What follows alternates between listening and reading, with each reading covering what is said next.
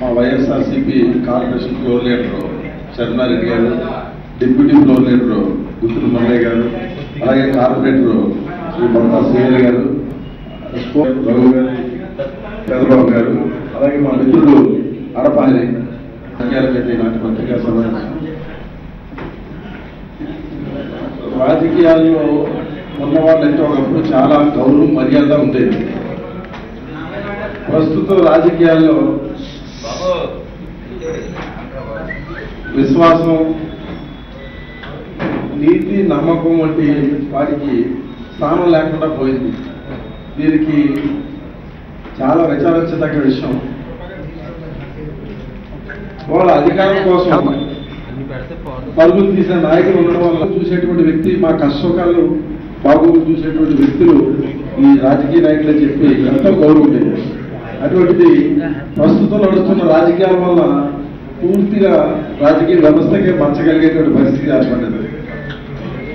ఇవాళ వైఎస్ఆర్ పార్టీ ఆవిర్భవించిన తర్వాత తొలి ఎమ్మెల్సీ, పార్టీ ఏర్పడిన తర్వాత తొలి ఎమ్మెల్సీ ఆదిరెడ్డి అప్పారావు గారికి ఇచ్చారు. ఆ సమయంలో పార్టీలో చాలా మంది సీనియర్స్ పార్టీ కోసం మంత్రి పదవులు కూడా వదులుకున్న వాళ్ళు ఉన్నారు. అటువంటి వాళ్ళందరినీ కూడా కాదని చెప్పి సీనియర్ రాజకీయ నాయకులు అందరినీ కూడా పక్కన పెట్టి రాజమండ్రికి చెందిన అప్పారావు గారికి ఈ జగన్ గారు ఎంతో విశ్వాసంతో ఆయనకి ఎమ్మెల్సీ పదవి ఇవ్వడం జరిగింది. 6 ఏళ్ల పాటు ఎమ్మెల్సీ పదవిని అవకాశం ఆయనకి ఇస్తే మరి జగన్ గారు ఆయనకి ఏం అన్యాయం చేశారో ఏంటో నాకైతే మాత్రం అర్థం కాలేదు. 6 ఏళ్ళు పదవిని, సీనియర్లని, మంత్రి పదవులు కూడా ఇప్పుడు పిల్లి సుభాష్ చంద్రబోస్ గారు ఉన్నారు. ఆనాడు కాంగ్రెస్ పార్టీలో ఆయన మంత్రి పదవి వదులుకొని విలువలోకి కట్టుబడి ఉండి మంత్రి పదవికి రాజీనామా చేసి ఆయన వైఎస్ఆర్ కాంగ్రెస్ పార్టీలో చేరడం జరిగింది. అలాగే కొండా సురేఖ గారు, తెలంగాణ ప్రాంతం అన్ని చోట్ల సీనియర్లు అంతా చేరారు. కానీ మరి ఆయనకి ఏంటంటే రాజమండ్రి అంటే ఒక ప్రత్యేకంగా ఒక నైతిక విలువలు ఉన్నటువంటి పట్టణం అని చెప్పి ఆ రోజు ఆయన రాజమండ్రిలో ఉన్నటువంటి ఆదిరెడ్డి అప్పారావు గారికి తొలి ప్రాధాన్యత ఇవ్వడం జరిగింది.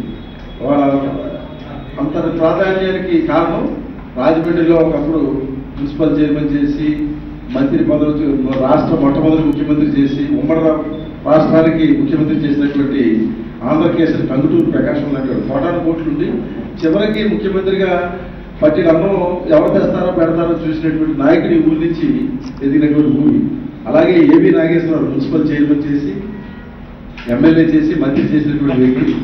ఆఖరి తన కుటుంబం కూడా పట్టించుకోకుండా నడి రోడ్డున ఎన్నో ఇబ్బందులు పడ్డారు. అటువంటి ఊరు, చరిత్ర కలిగినటువంటి ఊరి నుంచి మరి రాజమండ్రి అనగానే ఇంత సీనియర్ నాయకులు కూడా పక్కన పెట్టి ఆదిరెడ్డి అప్పారావు గారికి ఎమ్మెల్సీ పదవి ఇవ్వడం జరిగింది.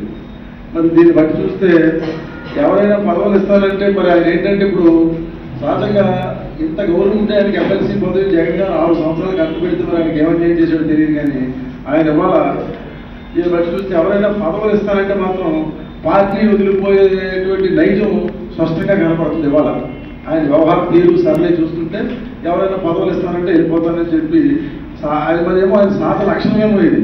సహజంగా మరి ఇప్పుడు ఆయన ఎప్పుడైనా ఎక్కడైనా పదవి గతంలో కూడా ఏంటంటే అన్ని పదవులు తనకే కావాలనేటువంటి మనస్తత్వం ఉందో మరి ఆయనకి. వాళ్ళ సహజంగా ఎమ్మెల్సీ ఇచ్చారు. నేను 10 సంవత్సరాలు శాసనసభ్యుడిగా చేసి ఆయనకి శాసనమండలి సభ్యుడిగా 10 సంవత్సరాలు మీరు ఎమ్మెల్యేగా చేశారు. మరి మరలా ఎమ్మెల్సీ గారు అక్కడ పెట్టి ఆఫీస్కి అక్కడికి వెళ్ళడం ఏంటి అని అంటే నేను ఒకటే చెప్పాను.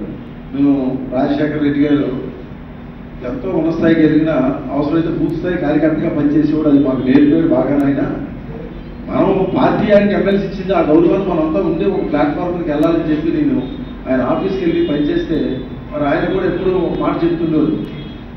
ఎవరైనా వేరే వాళ్ళు ఎవరు వస్తే ఒప్పుకుంటారు, మీరున్నా పర్లేదు మేమున్నా పర్లేదు అని చెప్పడం జరిగింది. ఆయనే చెప్పాడు సీనియర్ అంటే ఎమ్మెల్యే గారికి కోఆర్డినేటర్ ఇవ్వండి అని చెప్పి. మరి ఇవాళ ఆయన నాకు పదవి ఇవ్వగానే మరి ఆయనకి ఎందుకు బాధ కలిగిందో అయితే నాకైతే అర్థం కాలేదు. నేనైతే 2 సంవత్సరాల నుంచి ఈ పదవి గురించి నేనే ఇవాళ 10 సంవత్సరాలు శాసనసభ్యుడిగా చేసినటువంటి వ్యక్తి పార్టీ ఎవరు నిర్ణయించినా వాళ్ళు కష్టపడి పనిచేద్దామని చెప్పడం జరిగింది. మరి వాళ్ళు ఆయనకి ఏంటంటే మరి ఆ పదవి కూడా తన ఇంటికి రాలేదని చెప్పి మరి బాధ కలిగిందో ఏంటో మరి ఏంటి కోఆర్డినేటర్ పదవి కూడా పదవులు ఇవ్వకపోతే పార్టీ వీడిపోయే నైజం మరి ఆయనకి సహజంగా ఇప్పుడు ఆయన వ్యవహరించిన తీరులోనే స్పష్టంగా కనబడుతుంది. ఏమైనా పదవులు ఇవ్వకపోతే మరి ఆయన ఎలా వెళ్ళిపోతాడటానికి. నిజంగా అప్పారావు గారు కూడా ఏంటంటే తొందర ఎక్కువ అన్నట్టుగా పార్టీకి రాజీనామా చేయలేదు. తెలుగుదేశం పార్టీ నాయకుడిగా ఫ్లెక్సీ ఊరంతా కూడా ఫ్లెక్సీలు కట్టేసేది. ఇవాళ ఒక పెద్దల సభ అంటే ఒక విలువలకి ఎమ్మెల్సీ అంటే మనం చూసాం. జూపుడు యజ్ఞారాయణ గారు కానీ రోసయ్య గారు కానీ, ఆ రోసయ్య గారు మాట్లాడుతున్న ఎన్టీ రామారావు గారు లాంటి నాయకుడు కౌన్సిల్ని తట్టుకోలేకపోయాడు. అలాంటి పరిస్థితులు కౌన్సిల్లో దిగ్గజాలు ఉండేవారు. అంటే పెద్దల సభ తనకు పేరు ప్రోటోకాల్లో కూడా ముందుంటారు. మరి అటువంటిది మరి జనరల్గా మనకు సాయం ఉంటుంది, సుందరానికి తొందర ఎక్కువ అన్నట్టుగా. అసలు ఇవాళ నువ్వు పార్టీకి రాజీనామా చేయలేదు, పార్టీ నుంచి నువ్వు రాజీనామా చేసింది ఎక్కడా లేదు. కానీ మాత్రం ఊరి నిండా ఫ్లెక్సీలు వేసి అన్నీ కట్టేసి మొత్తం అంతా కూడా తెలుగుదేశం పార్టీలో మరి చేరేటప్పుడు కనీసం విలువలు కానీ పాటించాలి కదా. విలువలు కానీ ఏమి కూడా పాటించకుండా మరి జగన్ గారికి ఇచ్చిన భిక్ష, ఎమ్మెల్సీ పదవి అనేది జగన్ గారు ఇచ్చిన భిక్ష, అది కనీసం ఏ విధంగా డెసిగ్నేషన్ చేయకుండా ఊరి నిండా ఫ్లెక్సీలు కట్టి ఆడావిడి చేస్తూ ఇవాళ జగన్ గారి పెట్టిన భిక్షతో తెలుగుదేశం పార్టీలో చేరుతున్నారంటే, ఆదిరెడ్డి రాకని వారు స్వాగతిస్తున్నారంటే జగన్ గారు పెట్టిన భిక్ష అది. ప్రత్యేకించి ఆయన ఇచ్చిన ఎమ్మెల్సీ పదవులు చూసి మనం చూస్తున్నాం. రాష్ట్ర రాజకీయాలు బహుశా దేశ చరిత్రలోనే ఎంతగా బస్టు పట్టిపోయి మనం అందరూ చూస్తున్నాం. అసలు ఒక పార్టీ సిద్ధాంతం మీద ప్రజలు ఆ పార్టీ నమ్మి ఓట్లేస్తారు. వాళ్ళందరూ పార్టీలు మారిపోయే తీరులో ఎమ్మెల్యేలు ఎవరు ఉన్నారో మీ పత్రికా సోదరులు అందరికీ తెలుసు. వాళ్ళ ఎమ్మెల్సీగా మరి ఆ విధంగా చేయడం అనేది, పార్టీ కూడా రాజీనామా చేయకుండా ఊరి నిండా ఫ్లెక్స్లు వేసేసి ఇవాళ నీ తావేదారులుగా నీ మీద అపారమైన నమ్మకం జగన్ గారికి. ఎంత నమ్మకం అంటే మొట్టమొదటి ఎమ్మెల్సీ గారికి ఇచ్చాం, ఒక మంచి ఉన్నత స్థాయి విలువలు కాపాడతారని చెప్పి నమ్మి నువ్వు ఎన్ని పదవులు చెప్తాను. నీ రాజమండ్రిలో నువ్వు ఎవరికి తీసుకొచ్చి పదవులు వేయమంటే వాళ్ళందరికీ కూడా పదవులు వేసారు. పదవులు వేసిన వాళ్ళు పార్టీ నుంచి మరి నేను రోజు పత్రికా ప్రకటన చూస్తే అన్ని పదవుల్లో వైఎస్ఆర్సీపీ నుంచి వీళ్ళంతా రాజీనామా చేశారని. అసలు వీళ్ళు ఎప్పుడైనా వార్డుల్లో తిరిగారా, ఎక్కడైనా ప్రజల్లో తిరిగారా? వాళ్ళకి తెలిసిందల్లా ఒకటే, అప్పారావు గారు సేవ చేసుకోవడం. అప్పారావు గారు సేవ చేసుకుంటే సరిపోతా. పార్టీ అనేది ఏంటంటే ఒక విస్తృతమైంది. ప్రజల కష్టాల్లో ఉంటే వాడు బాధల్లో ఉన్నాడు, రేషన్ కార్డు లేదు, రేషన్ కార్డు, పెన్షన్ లేదు, పెన్షన్, ఒక ఇల్లు లేదు, వాడు ఏ బాధలో ఉన్నాడో ఆ సేవ చేస్తే అది పార్టీకి లాయల్ ఉన్నట్టు. అప్పారావు గారు సేవ చేసిన వాళ్ళందరూ కూడా, ఈ వద్దుమాగలు అందరూ కూడా ఏంటంటే ఆయన సంతకం పెట్టేసి వాళ్ళకుంటే ఇబ్బందులు ఏంటో మరి నాకైతే తెలియదు. చాలా మంది రకరకాలుగా చెప్తుంటారు. ఏదో ఆ మధ్యన ఏదో కాలం గొడవ చెప్పి అసెంబ్లీలో కూడా గొడవ జరిగింది. ఆ మాట కూడా నేను అక్కడక్కడ వింటున్నాను. నేను ఏం చేస్తానంటే ఏదంటే ఇస్తావా లేకపోతే ఇచ్చే, లేకపోతే ఇక్కడ ఉండు అనేటువంటి ఒత్తిడి కూడా ఎక్కువగా ఉంటుంది. దానివల్ల కొందరు అలా చేయడం జరుగుతుందండి. నేను అనేది ఏంటంటే రాజకీయాన్ని ఎప్పుడు కూడా ఏంటంటే వ్యాపారాన్ని ముందు పెట్టకూడదు.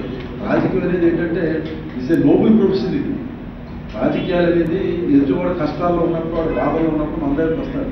వచ్చినప్పుడు వాడి బాధలో కష్టాన్ని తీర్చేవాడు ఎవరంటే రాజకీయ నాయకుడు. అటువంటి వ్యవస్థని వ్యాపారపరంగా మార్చేది ఏంటంటే ఇది ప్రజాస్వామ్యానికి చాలా గొట్టలు పెట్టింది. ప్రజాస్వామ్యం యొక్క విలువలకే గొట్టలు పెట్టింది. అందుచేత ఆ విధంగా చేయడం కూడా ఆయనకి మరి సరైనది కాదని చెప్తూ, అలాగే ఆయనకి ఇంకో విషయం ఏంటంటే నేను ఇవాళ చూసే ఛానల్ కడతారు మొత్తం అక్కడ ఉంటే అనేక ఇబ్బందులు వస్తాయని. మరి ఇవాళ సీనియర్ నాయకుడు రూరల్ శాసనసభ్యుడు బుజ్జి చౌదరి గారు కూడా ఇంట్లో ఎప్పుడూ లేదంట. మొత్తం నియోజకవర్గాలు అన్ని పిలిచి తెల్లారులు మీటింగ్ అంట. అంత సీనియర్ నాయకుడు కూడా కలవర పడిపోతున్నాడంటే నేనే కంగారు పడ్డాను. ఏంటి తెల్లారులు మీటింగ్లు పెట్టించుకొని ఏంటి అమ్మారావు వస్తే ఎందుకు సంతోషించాలి, ఏదో ఒక ఎమ్మెల్సీ వచ్చేసాడు. ఆయన దానికి కలవర పడుతున్నారని చెప్పి ఇవాళ పేపర్లో చూశాను. ఏంటి అంత సీనియర్ నాయకులు కూడా మొత్తం అందరం కూడా పిలిచి పెద్ద సైకిలో ఏంటి ఇలాగా పార్టీలో జరుగుతున్నటువంటి మీరేంటని చెప్పి చాలా ఇబ్బంది అండి. మాకేంటంటే ఇవాళ మరి ఆయన ఎందుకు అటువంటి నిర్ణయం తీసుకున్నాడో మన పదవి గురించి అనేది రాబోయే రోజుల్లోనే తెలుస్తుంది. ఇప్పుడు అసలు తలనొప్పి అంతా కూడా ఇప్పుడు ఎక్కడ ఉందనంటే ఇప్పుడు అశాంతి కానీ ఇప్పుడు మొత్తం టీడీపీలో ప్రారంభమవుతుంది. మొత్తం తలనొప్పి అంతా కూడా ఇప్పుడు మా వైఎస్ఆర్ కాంగ్రెస్ పార్టీలో మాత్రం అంతా యాక్టివ్. మా గ్రూపులు లేవు.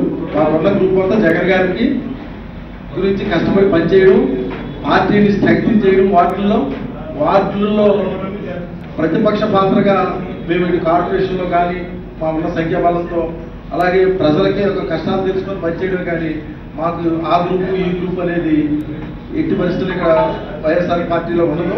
ఇక్కడ ఉన్నదంతా ఒకటే గ్రూపు, వైఎస్ఆర్ కాంగ్రెస్ పార్టీ ఏకత్రాటమే నడుస్తుంది.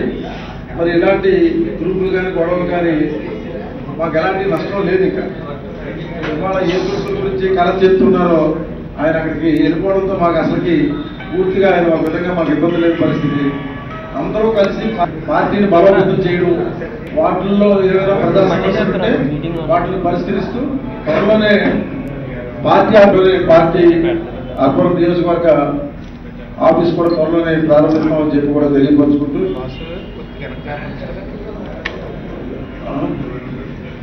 దీనికి ఇవాళ ప్రజాస్వామ్యంలో ఏంటంటే ఎన్నో చెప్పుకోండి, ఆయన తప్పు చేశాడు, ఈయన తప్పు చేశాడు. ఎవరు దీనికి బుద్ధి చెప్పాల్సిన వాళ్ళు అంటే ప్రజలు. అల్టిమేట్ గా ప్రజలు తప్పనిసరిగా బుద్ధి చెప్తారు.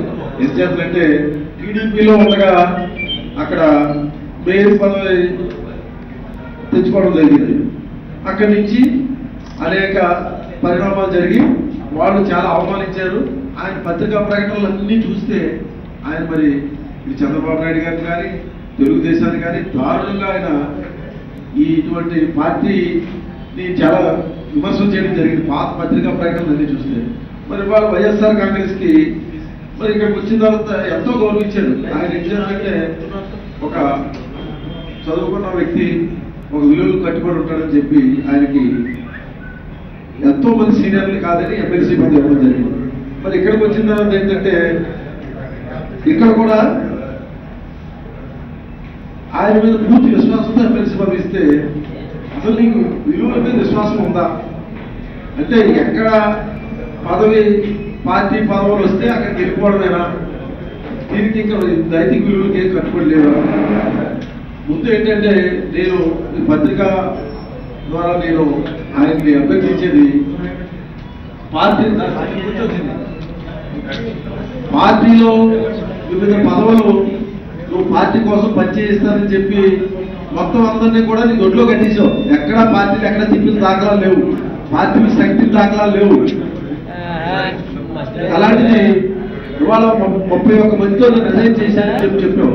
ఇవాళ నీలో రాజమండ్రి పట్టణానికి ఉన్న చరిత్ర కానీ, రాజమండ్రి పట్టణంలో గతంలో ఉన్నటువంటి రాజకీయాలు నడిపినటువంటి మహానుభావులు ఎంతో మంది ఉన్నారు. ఇవాళ బోధ వీరభద్రరావు గారు చాలా మంది ఒక రాజమండ్రి అనగానే ఒక నైతిక విలువలకి నిబద్ధత కట్టుబడేటువంటి ఊళ్ళో నీవు పార్టీ పదవులు కదా నాకేం చెప్పి లెటర్ మీద ఇచ్చేసావు, పేపర్ బ్యాగ్ ఇచ్చేసావు.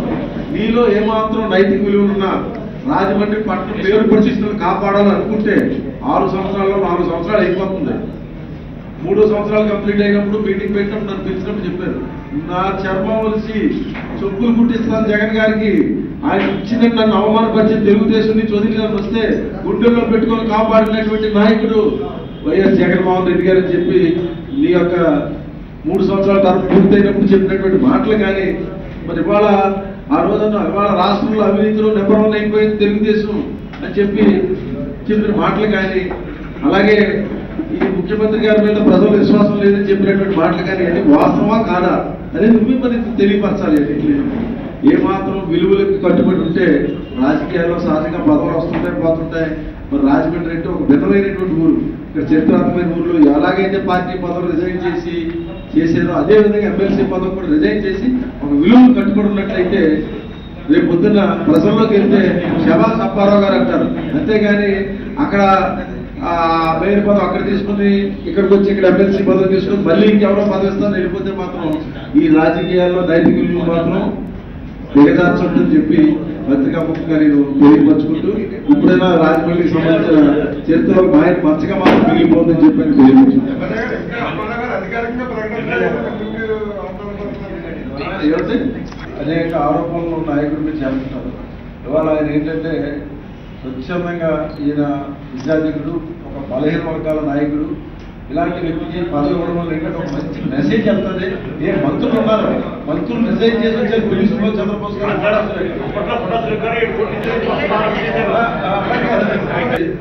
ఇవాళ మొన్న జరిగినటువంటి 2014 ఎన్నికల్లో భారతీయ జనతా పార్టీ, తెలుగుదేశం, జనసేన అన్ని కలిసినా కూడా ఒక 1.08% 5 lakhs ఓట్స్తో దగ్గరికి వచ్చింది. ప్రజల గుండెల్లో ఉంది. ఒకే ఒక పార్టీ పోటీ చేసింది. ఇవాళ కూడా ప్రజల్లో వెళ్తుంటే బ్రహ్మాండమైన ఆదరణ ఉంది. మాకు గ్రూప్ అంటే మాకు ఏంటంటే ఇక్కడ నేను అనేది గ్రూపులు కానీ ఏమీ లేవు. ఆయన వెళ్ళిపోవడం అంటే ఆయన యొక్క విజ్ఞతగా వదిలేసాం. నిజానికి ఆయనకి ఎవరికేది ఇష్టం ఉంటుంది, ఏ పార్టీలో జాయిన్ అవ్వచ్చు. అలా కాదు, జగన్ గారు ఒక మాట అన్నాడు, నేను ఒకరితో ప్రారంభించాను, ఇవాళ 65 మంది వచ్చారు, ఒక 20 మంది తెలియదు. ఆయన ఏంటంటే ప్రజల్లో ఉన్న వ్యక్తిగా ఎప్పుడు కూడా నువ్వు రాజకీయాల్లో ఉంటే నిలువుకు కట్టుబడి ఉండు. పార్టీ పదవుల కంటే రిజైగ్నేషన్ ఇప్పించావు, అలాగే ఎమ్మెల్సీ పదవి కూడా ఇచ్చి ఒక నైతిక విలువలు కట్టుబడి ఉందండి. తప్పనిసరిగా ఏం చేస్తారంటే ఒక పార్టీ నుంచి ఆయనకి ఆ పదవి ఇచ్చినప్పుడు, పార్టీ పదవులకి రిజిగ్నేషన్ చేసినప్పుడు, ఇచ్చిన పదవికి నాయకుడు విశ్వాసంతో ఆయనకు పదవి ఇచ్చినప్పుడు దాన్ని కూడా రిజిగ్నేషన్ చేస్తే అది ఆ గౌరవం ఉంటుంది అనేది ఆయన విజ్ఞప్తి వదిలేస్తామండి. ఇవాళ నేను చేయనన్నాను అనుకోండి, దీనికి ఎవరు అల్టిమేట్ ఇచ్చేది ప్రజలండి. ఇవాళ నేను ఒక నా రాజకీయ జీవితంలో నేను ఒకలా ప్రవర్తిస్తాను, నేను అల్టిమేట్ గా మరలా ప్రజలు నేను ఎదుర్కోబడాలని అంటే మన ప్రవర్తన రేపు పొద్దున మనం ఇక్కడ ఉండేవాడు కొద్దిమంది అయినా విశాలంగా ఉండేటువంటి ప్రజలకి విద్యార్థికి పత్రిక ద్వారా మీ ద్వారా తెలియపరుస్తున్నాం. ఆ విద్యార్థి ప్రజలకు వదిలేస్తామండి. లేదు నేను అంతకన్నా నైతిక విలువలు కట్టుబడి ఉన్నాను, పార్టీ పదవులు ఎలాగైతే నా దగ్గర ఉన్నటువంటి వాళ్ళు ఎలా రిజిగ్నేషన్ చేయించాను అన్ని ఆ పదవులను ఆయన ఇచ్చి దగ్గర ఉండి ఇస్తాను ఏంటి పార్టీకి పనిచేయమని. కానీ ఆయనకి పనిచేశారు కానీ పార్టీకి పనిచేయలేదని.